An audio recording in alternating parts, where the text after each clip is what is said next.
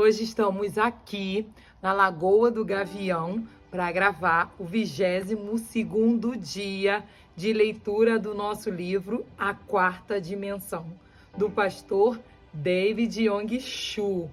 Estamos numa leitura muito incentivadora, incentivando a mudar e a renovar os nossos pensamentos. Pensamentos que antes eram de enfermidade, pensamentos que antes eram de pobreza.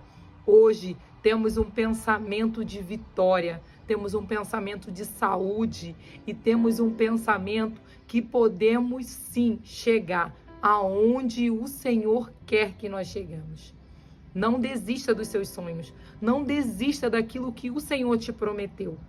Vamos iniciar a leitura de hoje com o tema O Endereço de Deus.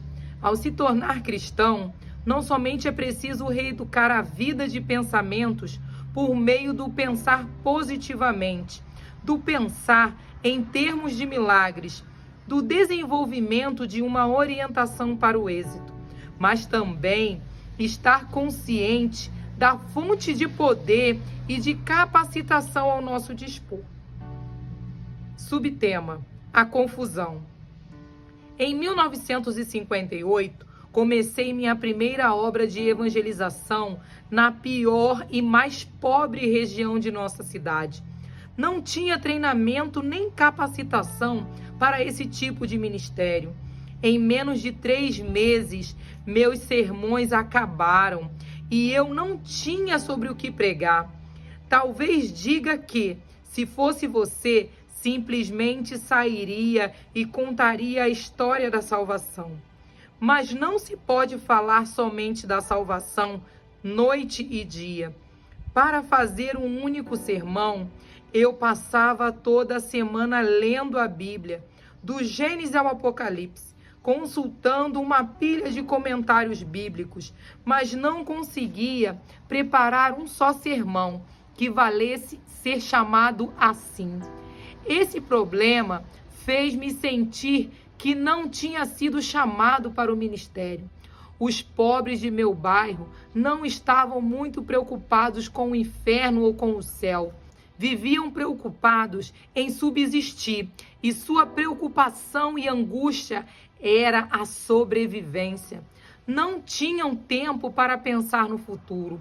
Aonde quer que eu fosse, pediam-me arroz, roupas ou algum dinheiro para construir uma choça para se abrigarem. Mas eu não estava em melhores condições do que eles e também vivia em uma choça. Vestia-me muito humildemente e muitas vezes passava fome. Nada tinha para lhes oferecer. Era uma situação desesperadora.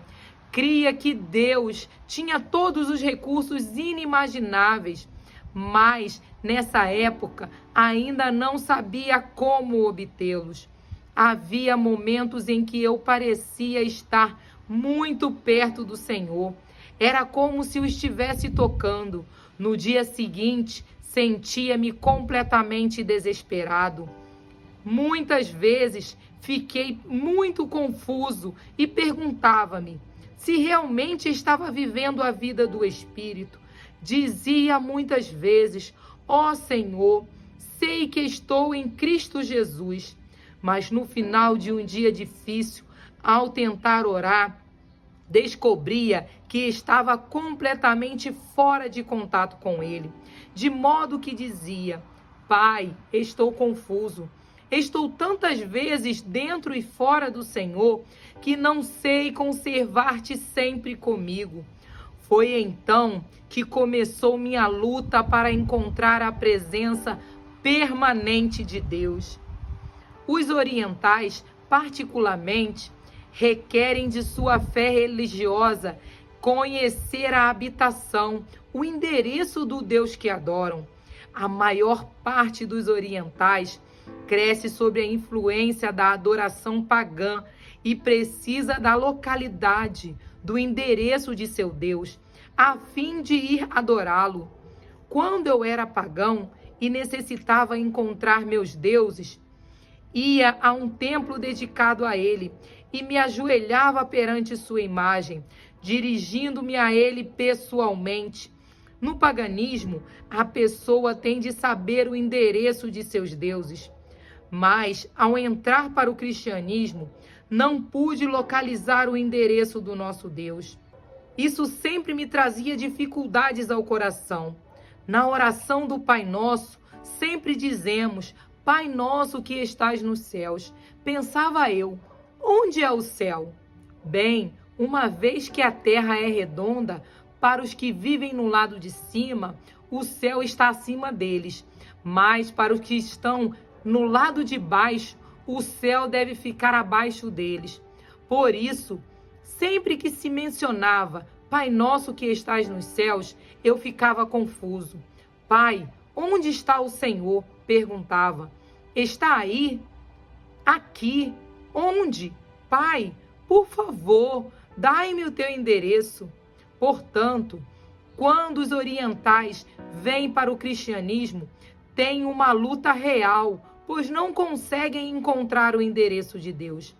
Muitos vinham a mim perguntando: Pastor Chu, dê-nos pelo menos uma visão geral, ou até mesmo uma imagem de a quem devemos nos dirigir. O Senhor pede que acreditemos em um Deus, mas onde Ele está? No começo de meu ministério, respondia-lhes: simplesmente falem com o Pai Celestial. Não sei o endereço nem localidade. Às vezes ele vem a mim, outras vezes não. Clamava a ele muitas vezes, pois não podia continuar esse tipo de pregação. Precisava ter o endereço definido. Dessa forma, comecei a procurar o endereço de nosso Deus. Em minha imaginação, procurei Adão e disse: Senhor Adão, tenho certeza de que é o nosso primeiro pai. Sei que o Senhor tem o endereço. Por favor, dê-me o endereço de nosso Pai Celestial. Assim, ele me diria com bastante alegria: bem, ele mora no Jardim do Éden. Se for lá, encontrará o Pai. Quando o Senhor caiu da graça, perguntei: foi tirado do Jardim do Éden. Qual é o endereço desse jardim? Bem, acho que não sei, respondeu Adão. Em seguida, por meio da imaginação, decidi ir visitar Abraão. Estava desanimado, mas cheguei a Abraão e disse: Senhor Abraão, o Senhor é o pai da fé e muitas vezes encontrou-se com Deus. Por favor, diga-me qual é o endereço do Pai. Bem, Abraão respondeu: sempre que eu precisava de Deus, dirigia a um altar, sacrificava um animal e esperava por ele. Às vezes ele vinha a mim e às vezes não. Não conheço, pois, seu endereço. Assim deixei Abraão e fui até Moisés, dizendo: Senhor Moisés, certamente o Senhor conhece o endereço do Pai, pois experimentou a presença dele continuamente. É claro que o conheço. Respondeu Moisés: ele estava no tabernáculo construído no deserto. De dia, ele se encontrava na coluna de nuvem, e de noite estava na coluna de fogo. Vá lá e encontrará Deus. É lá que ele mora. Mas, disse eu, quando os israelitas entraram em Canaã, o tabernáculo do deserto desapareceu. Onde está esse tabernáculo hoje? Não sei, respondeu Moisés. Novamente desanimado, cheguei-me ao rei Salomão e disse: Rei Salomão, o Senhor construiu um templo magnífico, com pedras e granito coloridos. Tem o endereço atual de Deus? É claro, Deus habita no maravilhoso templo de Salomão, disse-me ele. Quando uma maldição ou uma doença se espalhava por meu país, o povo orava ao Deus que estava no templo, e Deus o ouvia e respondia às suas orações. Onde está o templo? Perguntei. Bem, sinto muito, retorquiu Salomão. Esse templo foi destruído 600 anos antes de Cristo pelos babilônicos. Não temos o endereço desse templo hoje.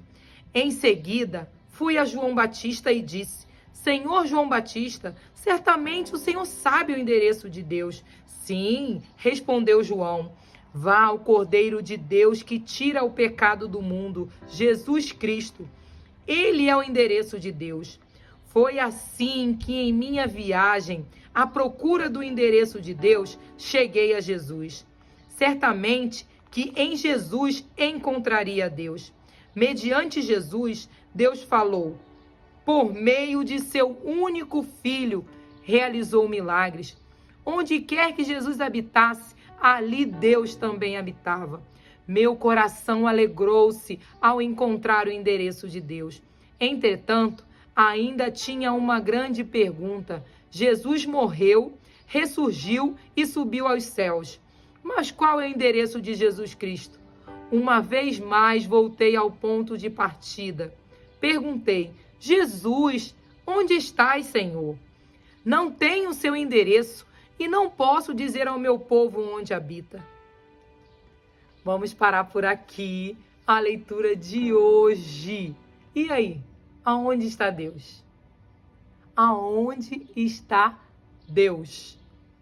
Deus está no céu, mas também está aqui conosco, porque Ele enviou o seu Filho e enviou o Espírito Santo para estar conosco todos os dias. Então o Senhor habita conosco, o Senhor que nos sustenta, o Senhor que nos coloca de pé, o Senhor que nos dá esse ar maravilhoso, o Senhor que preparou esse lugar lindo para nós, os animais, tudo foi o Senhor que criou, tudo. Ele está perto de nós todos os momentos. Ele nos sustenta, Ele nos alimenta todos os dias.